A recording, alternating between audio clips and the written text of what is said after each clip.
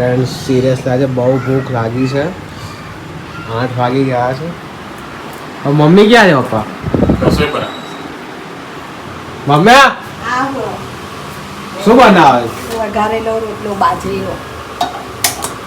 કઈ રીતે બનાવવાનો? હું બનાવું, તમે જો. જલ્દી કરો ને, ભૂખ લાગી યાર.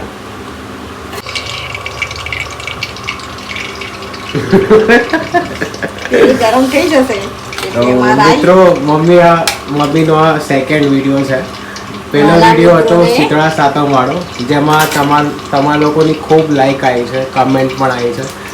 તો આશા રાખું છું કે આ વિડીયોમાં પણ તમારી કમેન્ટ લાઈક્સ આવશે. એકચ્યુઅલી મમ્મીને બ્લોગિંગનો શોખ હતો, તો શોખ પૂરો કરીએ છીએ અમે. તો સપોર્ટ કરજો. હવે શું કરવાનું મમ્મી? તેલ ગરમ થઈ ગયું. ઓકે ઓકે, દૂર રાખી લો.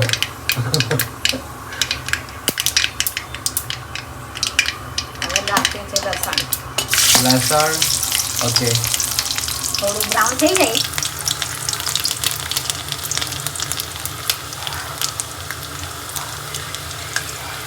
થોડો સ્વાદ આવશે લસણનો. ઓકે, ડુંગળી મિત્રો, મને એટલું ખાસ બ્લોગિંગ કરતા આવડતું નથી. તમે પણ સજેસ્ટ કરજો કે મારાથી ક્યાં ક્યાં વસ્તુ સુધારવી જોઈએ. મારી મમ્મીને ફેમસ કરવાના છે. ઓકે, આ મોળા મરચાં છે, શિમલા નહીં, મોળા મરચાં છે.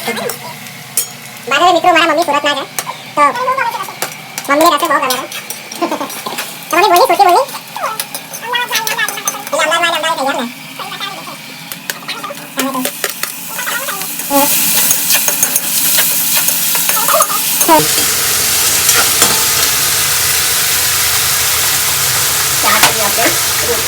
ક્યાં રોટલો છે? જે ઓબ્વિયસલી રોટલો છે.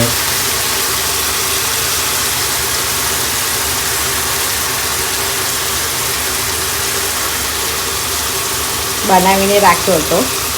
શું 2 કલાક પહેલા જ બનાવ્યો હતો. ઓકે, એટલે આ બાજરો રોટલો ઠંડો કરી દેવાનો 1-2 કલાક પહેલા બનાવેલો હોવો જોઈએ. બરોબર.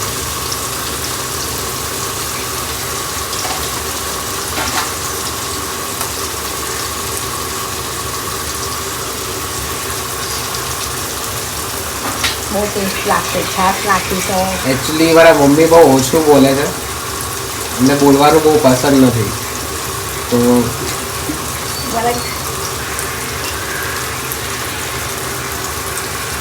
બોલવા જઈએ તો પછી આમાં ધ્યાન બી રાખવું પડે. સુરતમાં શું શું ફેમસ છે બાય ધ વે? સુરતમાં સુતર ફેણી, હા, ઘારી, ઓકે, ઘણા બધા ફ્રૂટો હોય છે. એકચ્યુઅલી મિત્રો, મારા નાની પણ એક શેફ હતા, જે લગ્ન પ્રસંગમાં જમવાનું બનાવવા જતા હતા. તેમને પણ ખાસી બધી વાનગીઓ આવડે છે, તો મમ્મી પાસેથી ત્યાંથી જ શીખ્યા હશે એમને. જોકે આ તો ખાસી બધી જૂની રેસીપી છે, તો બધા ઘરમાં બનતી જ હશે, એમાં કંઈ નવીનતા નથી. બધા એક વિડીયો શેર કરી રહ્યા છે કે અમારા ઘરમાં આ રીતનું બને છે, તો તમે પણ શેર કરજો કે તમારા ઘરમાં કઈ રીતે બને છે વઘારેલો રોટલો.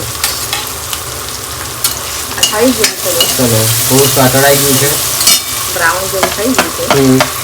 લાલ મિર્ચ નાખવાનું.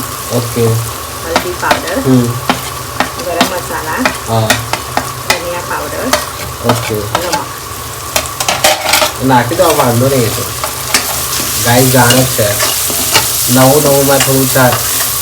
તો જો મિત્રો,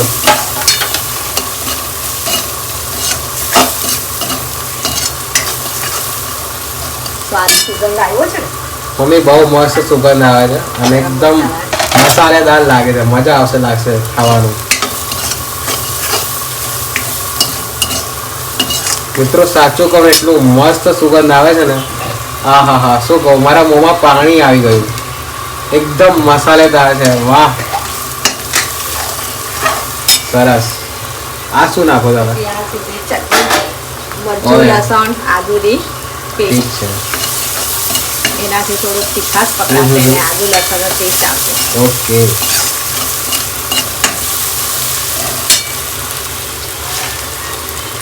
અમે જુવારના રોટલા બનાવતા હતા. હા મમ્મીના સુરતમાં જુવારના રોટલા બી બહુ ફેમસ છે એ પણ બહુ સરસ લાગે છે બાજરીના રોટલા જેવા જ લાગે છે એનો ટેસ્ટ પણ હવે આમાં છાશ નાખી ઓકે છાશ નાખો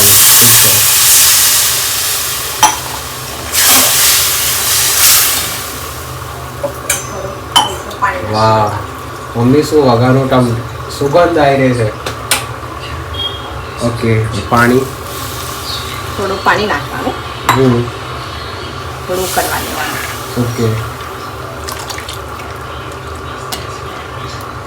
તો અત્યારે રોટલો નાખી દે કે થોડી વાર રહીને તો નાખવાનું થોડું ગરમ થવા દેવાનું ઓકે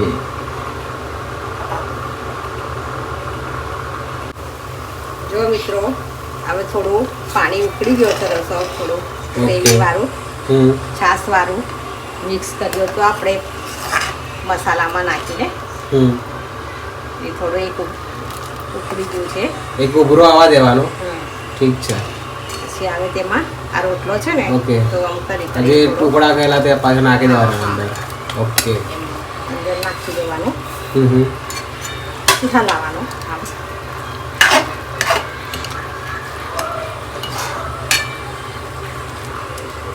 મમ્મી ખરેખર બહુ ભૂખ લાગી છે કેટલી વાર આવ્યા બસ હવે 2 મિનિટ લાગશે ખાલી પાક્કો 2 મિનિટમાં બની જશે 2 મિનિટ બની જશે મને તો નથી લાગતું કે હજી 2 મિનિટમાં બની જશે બસ એકવાર ઉકળી જાય હવે થોડી વારમાં પાછું ઉકાળવા આવશે એટલે થઈ ગયું હજી કેટલા ઉભરા લાવવા બસ આ પછી થોડો ધાણા કાપેલા ઉપર નાખી દેવાનો હા મમ્મી મમ્મીના ઘરે તો ખુલ્લી હવા વાડામાં ઝાડ બાળ બધા અચ્છા. લીમડાના, હવા ખુલ્લી આવે બધી બારીમાંથી રસોઈ કરીએ તો કોઈ દિવસ આમ ગરમી આમ લાગે ને એટલી હવા ઓકે આવે મમ્મી આપણે જઈશું ને મામાના ઘરે તો આપણે આ મિત્રોને બતાવીશું કે કેટલું મોટું ઘર છે જઈશ હવે એકચ્યુઅલી મારું મામાનું ઘર બહુ જ મોટું છે બસ આ અને થઈ ગયું હવે. ખુલ્લું છે એમ મજા આવે એવું છે હવે પછી થોડા ધાણા નાખી દીધા ઓકે બસ થઈ ગયું.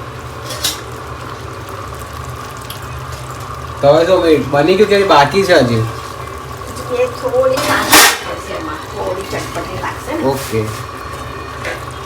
વાહ શું સુગંધ આવી રહી છે સરસ થોડી નાખી અમે આ મોરસ કેમ નાખી થોડો સ્વાદ માટે ખટ્ટી મીઠી ઓકે તો મિત્રો તમને ખબર જ હશે ગુજરાતી લોકો થોડું ગળ્યું હલકું ગોળ ચટ્ટું ગમતું જ હોય છે એટલા માટે મમ્મી થોડી ખાંડ નાખી છે